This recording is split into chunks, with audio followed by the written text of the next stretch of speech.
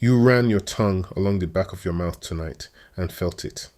That ache where a tooth is trying to arrive in a space that isn't there. Maybe a dentist has already shown you the x-ray. 4 teeth, sideways, pushing into bone. They called it a problem, a surgery, something to remove. But those teeth aren't a mistake. They're a memory. Your mouth was built to hold 32 teeth. It still grows all 32. The only thing that changed is the jaw they were supposed to fit inside. It got smaller, quietly, in just a few thousand years, and your body has not caught up. You grew the same 4 back teeth your distant ancestors grew, and most of them had room to spare. Tonight, you'll learn why a mouth that worked for 2 million years suddenly ran out of space, why the dentist's drill is younger than the problem it fixes, and why the ache you feel isn't your body failing. It's your body remembering a harder world. You can see the change if you line up enough old jaws in a row. That's almost exactly what one researcher did. In 2011, biological anthropologist Noreen von Kramon-Taubadel measured the skulls of people from communities all over the world. Some came from groups that still hunted and gathered their food. Others came from groups that had taken up farming.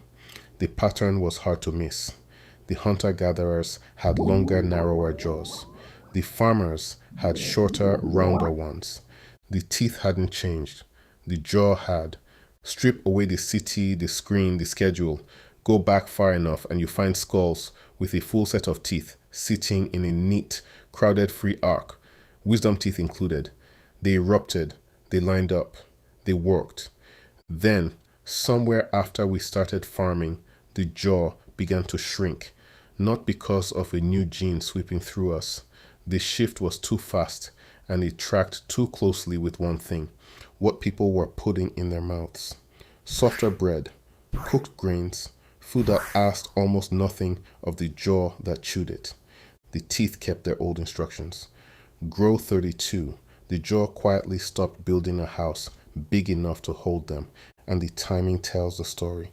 A gene that reshaped every jaw on the planet would take tens of thousands of years to spread. This shift happened in a few thousand, far too fast for evolution alone. Something in daily life changed first. The food did. Here's the part you can feel for yourself. Tonight, when you close your mouth, that crowded back corner isn't a flaw in you. It's an ancient blueprint pressing against a modern frame. You're carrying a full-size set of teeth in a downsized jaw. You don't have to dig up a skull to watch this happen. We can still see it today. There are people alive right now whose jaws look more like your distant ancestors than like yours. The Hadza in northern Tanzania still eat the way humans ate for most of our story. Tough tubers pulled from the ground, fibrous plants, dried meat, hard seeds, food that fights back. Their meals are a workout for the mouth, and severe crowding, the kind that buries wisdom, teeth sideways in bone, is rare among people who eat like this. In the 1980s, an anthropologist named Robert Corrucini went looking for why. He compared communities that were in the middle of changing their diets. One generation still eating coarse, traditional food. The next switching to soft, processed, store-bought meals. The older generation had room in their mouths. The younger one, raised on softer food, started showing the crowding and the crooked teeth we treat as normal. Same families, same genes, different food, different jaws. So it likely isn't that your ancestors were born with bigger jaws and you weren't. It's that their jaws were built bigger. By the daily grinding work of eating, the chewing did the building. And the part most people miss isn't in the skulls. It's at your own table. The softest meal you ate today asked your jaw for almost nothing. Multiply that across every meal, every year since you were a child. That's the difference. Tonight, you'll chew something soft without even noticing. Watch yourself do it. You already know your body shapes itself to the work you give it. Lift heavy things and the bone under the muscle grows denser. Your jaw plays by the same rule. A bone isn't a fixed casting you're handed at birth. It's living tissue that listens. When a child chews hard, fibrous food, the big muscles of the jaw pull on the growing bone again and again, every single day. The bone answers that pull by growing longer, wider, stronger. The arch opens up, room appears. The evolutionary biologist Daniel Lieberman showed this directly.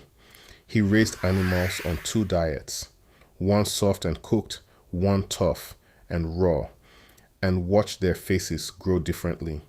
The ones that had to work for every bite grew longer, more robust jaws. The ones fed soft food grew shorter, narrower ones. Same species. The only variable that mattered was how hard they had to chew. And the work has to come early. A jaw does most of its growing in childhood, while the bone is still soft and listening. The hard chewing of those first years is what carves out the room. Miss that window. Grow up on food that slides down easy, and the space is simply never built. By the time the wisdom teeth arrive in your late teens, the walls have already set. Now think about how you were fed, cooked, blended, soft, easy from your very first meals. The signal that once told a child's jaw grow, you'll need the space barely arrived. So the jaw stopped a little short, and the teeth, following their own ancient timetable, kept coming anyway, into a mouth that never got the message to make room. You're not broken, you're just early. Your teeth showed up on time for a world that no longer exists. You're going to eat something soft tonight without thinking. That's fine. You don't owe your dentist a different jaw at this point. The growing is mostly done. But here's one small thing you can try this week. Give your jaw something to actually fight. A raw carrot, an apple eaten with the skin on, a crust of tough bread, a handful of nuts. Chew it slowly on both sides. It won't move your wisdom teeth. It won't undo the surgery. What it will do is let you feel, for a moment, the work your mouth was designed around. The pull, the effort, the thing your ancestors did at every meal and never thought about once. That ache is your blueprint introducing itself.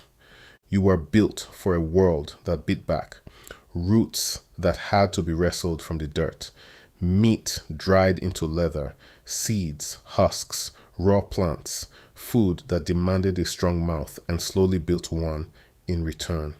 Your jaw was meant to be earned. And then we softened everything. We cooked the work out of our food. We ground it, blended it, processed it until eating asked almost nothing of us at all. We built a gentler world, one easy bite at a time, and the jaw, with no work to grow into, simply stopped growing as large. Your wisdom teeth aren't a glitch. They're the last honest measure of a mouth that used to be bigger, in a world that used to be harder. They're trying to fit into a space we comforted away. So the next time your tongue finds that crowded back corner, you'll know what it's touching.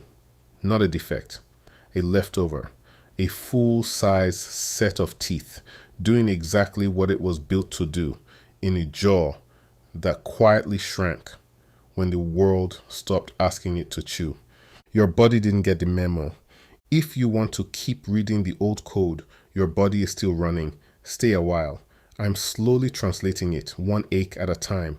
Still wired. Ka-El.